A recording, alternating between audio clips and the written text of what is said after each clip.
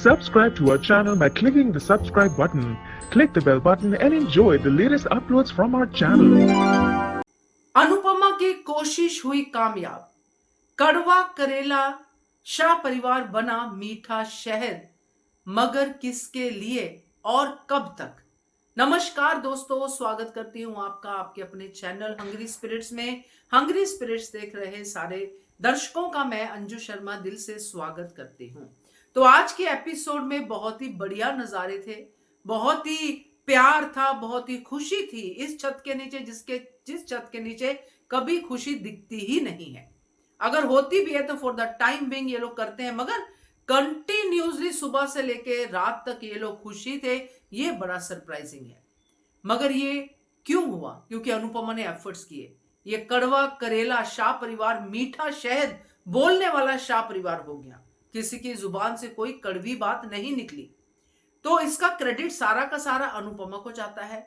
मगर जो हुआ उसमें कुछ बातें हैं जो नोटिसेबल थी, और ये बात भी नोटिसेबल है कि ये सारे के सारे जो अंदर से कड़वे करेले और पता नहीं क्या क्या हैं, जो सदियों से ऐसे ही चले आ रहे हैं, ये कब तक मीठा शहद जो है उगलते हैं। तो बात करते हैं। पहले वही निवेदन, जिन्होंने अभी तक चैनल को सब्सक्राइब नहीं किया है कर लीजिए, साथ में दोस्तों बेल आइकन दबाइएगा ताकि आपको हमारे वीडियोस के नोटिफिकेशन मिलते रहें। तो अनुपमा ने अपनी कोशिश की, अनुपमा वहां से चली गई। बाकी हमने देखा कि सारे के सारे पेरेंट्स अपने अपने बच्चों के साथ हैं और माफिया मांग रहे हैं। यहाँ पे बड़ी ही नोटिसेबल चीज थी कि अनुपमा चली गई, मगर इनको किसी को पता भी नहीं चला। अगर किसी को पता चला तो वो प्रेम को। तो ये चीज बड़ी क्लियर थी कि ये लोग सिर्फ अभी भी अपने बच्चों के और अपने हैं, और किसी के बारे में ये सोचना नहीं चाहते हैं। ये लोग नहीं कल को अनुपमा की तरह परिवार को जोड़ने की बात करेंगे। ये लोग अपने बच्चों का ही ध्यान रखेंगे।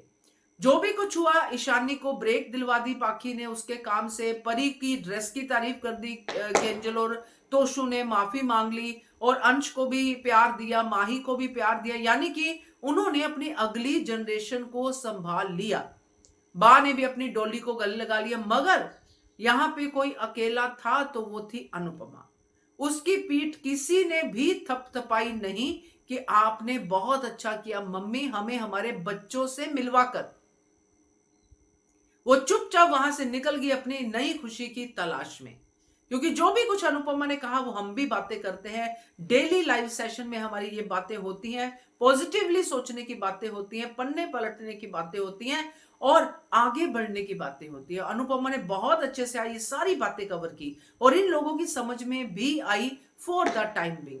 मगर जैसे ही सिचुएशन कंट्रोल से बाहर होगी, चाहे हल्की सी हो, ये फिर से अपनी औकात पे आएंगे। फिर से ये कहेंगे कि हमारे बच्चों को बिगाड़ने वाली राही है, अनुपमा है, प्रेम है। क्योंकि ये कभी भी अपनी गलतियों का जो है जिम्मेदारी अपने ऊपर नहीं लेते हैं। ये हमेशा दूसरा कोई ढूंढते हैं जिसपे गलतियां थोपी जा सके। आज बा बड़ी खुश थी क्योंकि डॉली की भी अनुपमा ने तारीफ की। अनुपमा ने अपने उस जो उसका सेल्फलेस नेचर है उसमें उसने जी जान तोड़ के जोर लगा दिया कि मेरे परिवार के लोग, जिसको वो मेरा समझती है, मेरा तो दिखता नहीं है, बट वो लोग खुश रहे। अनुपमा इन सबको मेरा परिवार समझती है, मगर इनमें से कोई भी सिवाय बच्चों के जो नई जनरेशन के हैं, आगे ये बच्चे क्या निकलेंगे ये नहीं पता, मगर वो अभी अनुमा या अनुड़ी कह के उसके साथ हैं। तो ये पूरा का पूरा जो चंक था मुझे ये सोचने पे मजबूर कर रहा था कि ये सब लोग खुश हैं, सिवाय प्रेम के किसी को अनुपमा की खुशी की परवाह नहीं है। अगर कहीं राही को होगी भी तो वो अपनी परवाह, अपनी खुशी के ऊपर, अपनी परवाह जो भी मम्मी के लिए वो करेगी, उसके ऊपर नफरत का जो है पोचा फेरती जा रही है। तो ये पूरा का पूरा जो सीन था बहुत अच्छा था, और जिस तरह से अनुपमा ने इन सबको समझाया है, चलो 2-4 दिन ही असर रहे, मगर असर तो रहेगा। कम से कम बच्चों के साथ तो ये लोग अच्छे हो जाएंगे। अनुपमा के साथ तो कभी अच्छे हुए नहीं, ना कभी आगे होने की उम्मीद है, मगर एटलीस्ट अपने बच्चों के साथ थोड़ा सा नरमी से, थोड़ा सा उनको समझ के व्यवहार करेंगे, इस नए साल का कुछ तो अच्छा रिजल्ट निकलेगा। क्या कहते हो आप? इसके बारे में कमेंट कीजिएगा। देखते रहिए channel hungry spirits. Thank you so much. Subscribe to our channel by clicking the subscribe button. Click the bell button and enjoy the latest uploads from our channel.